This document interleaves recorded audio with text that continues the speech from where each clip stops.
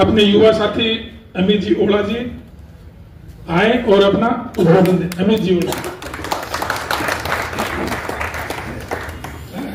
आज बग्गड़ में अपने कार्यालय उद्घाटन में मंच पर मौजूद आदरणीय सांसद महोदय, आदरणीय उदयपुर वाटी विधायक भगवानाराम जी, हमारी प्रधान पुष्पा जी, चिड़ावा चेयरमैन सुमित्रा जी, पूर्व सरपंच पंटेश जी और हमारी सरपंचों की एक तिगड़ी है संजय जी, अनिल जी और खुडाना सरपंच जी का है, हाँ वो रे और सुमेर जी और सतवीर जी, मोहर सिंह जी और समस्त सम्मानित मंच आदरणीय बंटेश जी और यहाँ मौजूद सभी बुजुर्ग और युवा साथियों, आप सबको मेरा नमस्कार। आप पिछली बार अपन मिले थे तो सुमेर जी ने कहा था अभी नहीं बोलना, अभी नहीं बोलना, आप बोल लो जो बोलना है खुल के, टिकट अपनी है कांग्रेस की, इस बार अपन प्रत्याशी। तब ये था कि भाई अभी नहीं घोषणा हुई, नहीं हुई, तो अपन जब मिले थे हवेली में तो आप सबके आशीर्वाद से कांग्रेस ने प्रत्याशी बनाया। अब आपके बीच में जैसे आते हैं हर बार, दोबारा हाजिर हैं, वही कांग्रेस की विचारधारा और वही अपने कामों को लेके। काम आपको पता है अपन ने कितने किए हैं बग्गड़ में, अपना बोर्ड नहीं भी होते हुए भी अपन ने तो सीधे किए, जब तक अपनी सरकार थी तो बहुत ही ज्यादा किए। उसके बावजूद अब भी जैसे ही एमपी कोटा मिला, सबसे पहले आपके यहाँ और कामों की मंजूरी दे दी है, उसमें निर्मल समाज की वो धर्मशाला में उसमें दिया, सामुदायिक भवन में दिया, और भी सड़कें वगैरह और भी पेंडिंग पड़ी है जो आचार संहिता के कारण नहीं है, वो भी अभी होती जाएंगी। तो विकास में तो अपने यहाँ कोई कमी अपन ने छोड़ी नहीं है। और पिछले दो ढाई साल से 3-1 साल से मैं भी आपसे काफी जुड़ा हुआ हूँ, आप सभी पार्षदों से, सबसे मेरा मिलना होता है। दिवाली वाले दिन अपन ने सुबह पूरी एक पैदल यात्रा भी की, अपन सबसे मिले भी, दिवाली की राम राम भी की अपन ने पूरे बाजार में, तो अच्छा माहौल था तब भी।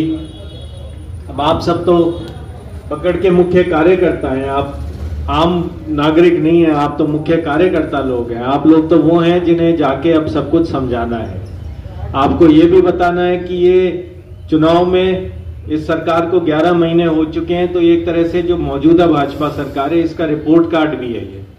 इसमें ये भी आपको बताना है कि इस 11 महीने में सरकार ने बग्गड़ में क्या किया।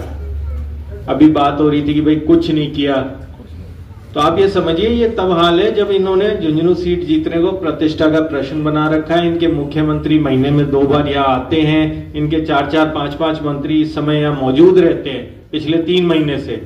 उस सब के बीच में भी इन्होंने बग्गड़ में कुछ नहीं दिया। आपके तो कल भी वो उप मुख्यमंत्री महोदय आके गई थी, खैर अभी तो आचार संहिता है, पर इतने उससे पहले भी आ रहे थे, तो कोई घोषणा, मतलब कोई घोषणा छोड़ी, कोई धरातल पे ऐसा कोई काम नहीं दिया बग्गड़ में। तो अभी नहीं दिया तो इनकी क्या मंशा है, आप सब समझदार हैं। और यही अपने को आगे समझाना भी है कि एक बार इनकी सरकार की थोड़ी लगाम खींचनी पड़ेगी, नहीं तो ये बेलगाम हो जाएंगे, कोई जन लाभकारी काम नहीं करेंगे। ये अपने को जनता तक ये बात पहुंचानी है। साथ ही अपने को ये भी बताना है कि ये जो बीजेपी सरकार है, ये और बीजेपी एज पार्टी के तौर पे भी, उम्मीदवार के तौर पे भी, ये वो हैं जो काम रोकना इनको समझ आता है कि काम रोकवा दो। जो काम अपने विधायक कोष से 5 करोड़ रुपए दिए हुए हैं, उसमें बग्गड़ के भी अनेक कार्य हैं, वो रोक रखे, 4 महीने से रोक रखे। जून में स्वीकृति दे दी थी। क्यों रोक रखे? कि काम रुक जाएंगे, विकास रुक जाएगा तो लोग भी हमारे पास आएंगे, बीजेपी के पास, तब हम कहेंगे कि हम करवाते हैं, वोट दो।